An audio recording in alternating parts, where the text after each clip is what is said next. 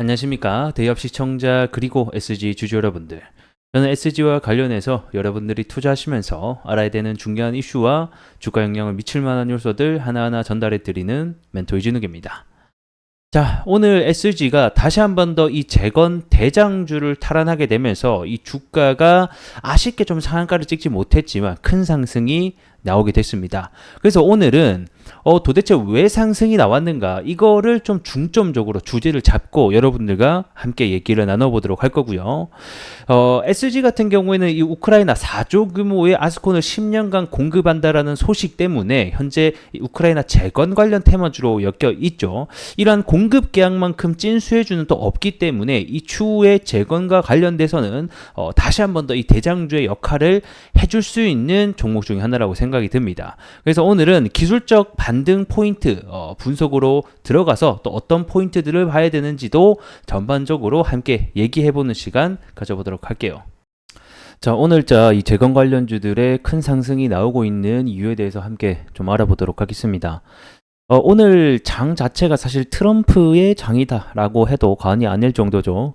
주말간 트럼프가 총격 피격을 받게 되면서 이 트럼프자의 지지자들이 좀 직결하게 되는 사건이 한 차례 또 발생을 했었고, 무엇보다 이 트럼프 같은 경우에는 앞선 재건과 관련 그리고 우크라이나 러시아 전쟁과 관련해서 여러 가지 발언을 쏟아냈었는데, 그 중에서 제가 주목해야 될 것은 본인이 당선이 된다라고 하면 24시간 내에 전쟁을 끝내겠다라고 발언을 했었죠. 그리고 그렇게 발언을 한 만큼 그만큼 이 재건주에게는 이 트럼프의 당선이 호재일 수도 있고 정책 관련주로 엮일 수도 있다라고 제가 한 차례 언급을 또 드린 바가 있습니다. 그래서 오늘은 이와 관련된 이야기가 잘 정리되어 있는 또 뉴스가 있어서 함께 이야기들을 또 나눠보도록 하겠습니다. 자, 젤렌스키가 푸틴에게 손 내민 이유, 트럼프 재선 대비를 시작했다라는 아주 긍정적인 뉴스가 발생을 했습니다. 자, 내용을 보게 되면 자, 우크라이나 지원에 줄곧 반대해온 이 도널드 트럼프 미국 전 대통령이 이 재선 가능성이 제기가 되면서 우크라이나 정부가 크게 긴장을 하고 있다라는 뉴스입니다. 자, 미국 대선 전에 아무래도 이 푸틴과 그 다음에 이 젤렌스키가 정상회담을 추진하려는 계획까지 세우며, 요거는 제가 처음 드리는 내용은 아니죠. 앞선에 한 차례 미국 대선 전에 이 젤렌스키가 처음으로 손을 내밀었다라고 한 차례 또 선을 설명을 드린 바가 있습니다. 그래서 그 해당 내용이 똑같이 좀 실렸다라고 보시면 될 것 같고요.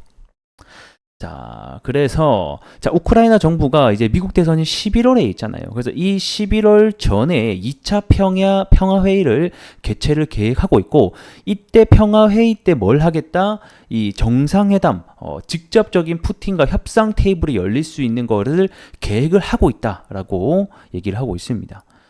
그래서 아무래도 트럼프 재선 가능성이 높아진 이후에 우크라이나 정부가 긴박감을 보여주는 것이다라고 얘기를 하고 있습니다. 아무래도 트럼프가 선거 유세 후에도 자, 내가 당선이 되면 1월 취임 전에 우크라이나 전쟁을 끝낼 수 있다라고 공언한 바가 있죠.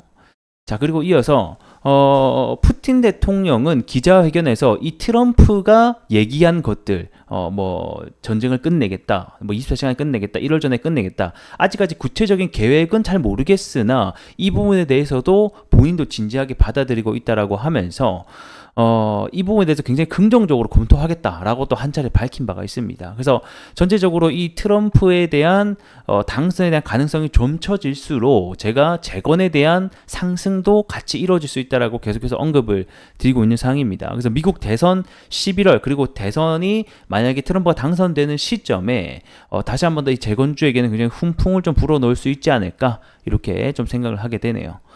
그래서 트럼프는 아무래도 이 공화당 소속이기 때문에 이 공화당이 이 우크라이나 군사 지원에 대해서 크게 반대를 하는 입장이고, 트럼프 역시 반대를 하는 입장이죠. 자, 그래서 트럼프가 우크라이나에게 한 푼도 주지 않겠다라는 말을 또 전하기도 했었고, 이 우크라이나 지원에 대해서 과도하다며 부정적인 입장을 지속적으로 내고 있는 상황이기도 합니다. 그래서 앞전에 이 큰 규모 한 100조 원에 가까이 되는 이 우크라이나 지원 예산안이 계속해서 이 미 하원, 이 하원회의라고 하면 공화당이 다수 분포하고 있는 곳에서 반대가 이루어져서 좀 한 차례 많이 미뤄진 경험이 있었죠. 자, 그러다가 뭐 결국 통과는 되긴 했었는데 어쨌든 간에 이 공화당이 집권하게 되면 우크라이나에 대한 지원이 끊기게 되겠고, 우크라이나 지원이 끊기게 된다라는 것은 말 그대로 이 전쟁을 끝낼 수 있는 가장 큰 요소가 좀 될 수 있다라고 얘기를 하고 있습니다.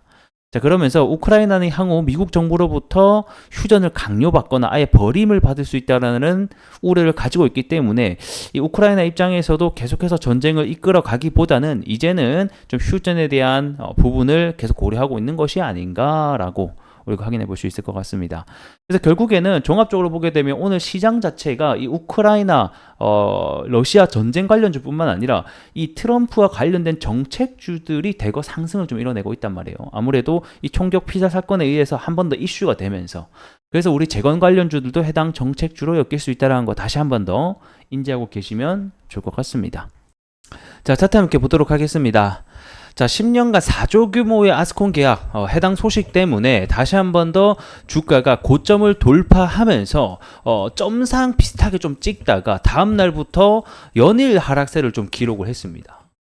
아무래도 그 이유는 이 유상증자 때문이다라고 다들 알고 계실 것 같은데요. 이 유상증자 약 460억, 420억인가요? 뭐 하여튼 뭐 400억 규모의 이 유상증자를 진행을 하게 되면서 이 그동안 올렸었던 이 아스콘 10년 계약치의 주가 상승을 모조리 반납을 하게 되면서 이 주주들의 이 원성을 사게 되는 일도 한 차례 발생을 했었죠. 자, 그리고 나서 제가 또 말씀드렸던 것 중에 하나가 이 매집봉이 바닥에서 출현을 한다라는 것 자체가 굉장히 긍정적인 모습이다라고 한 차례 설명드렸었고, 그리고 7월 4일날 이 유상증자 물량이 시장에 대거 출현을 하고 난 뒤부터 이 물량을 함께 받으면서 오늘 주가 27% 종가 마감을 했습니다. 그래서 1차적으로는 기술적 분석으로 들어가게 되면 이 갭이 있었잖아요. 그래서 제가 요거 갭은 메꿀 거다라고 설명을 또 한 차례 드린 바가 있는데, 이 갭을 오늘은 한 차례 좀 메꿨고 요쪽부터 이제 매물이 좀 상당히 있단 말이에요. 그래서 뭐 우리가 요쪽 가격대까지는 충분히 다시 한 번 더 올라갈 수 있으나, 제가 봤을 때 요렇게 해서 일자로 계속한다? 요거는 조금 쉽지 않을 것 같고요. 한 단계 좀 조정을 받고 다시 한 번 더 지지를 좀 확인을 하고 올라가는 그림이 조금 더 안정적인 그림이다라고 저는 일단은 보여지기는 합니다.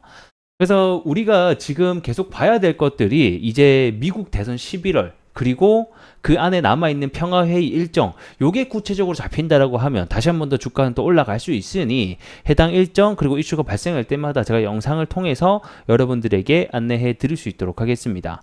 자, 그리고 또 우리가 하나를 알아야 되는 게 이 결국 이 재건이라는 게 테마라는 거예요. 전쟁을 지금 계속 지속을 하고 있고 앞전에 계속 가능성에 대한 부분에 말만 해왔다가 또 주가가 꺼지고 이런 부분을 반복을 했기 때문에 이제는 가능성이 아니라 정말로 협상 테이블이 열리는가, 행동으로 이어지는가에 대한 부분도 초점을 가지고 좀 지켜보시는 것이 어떨까 싶습니다.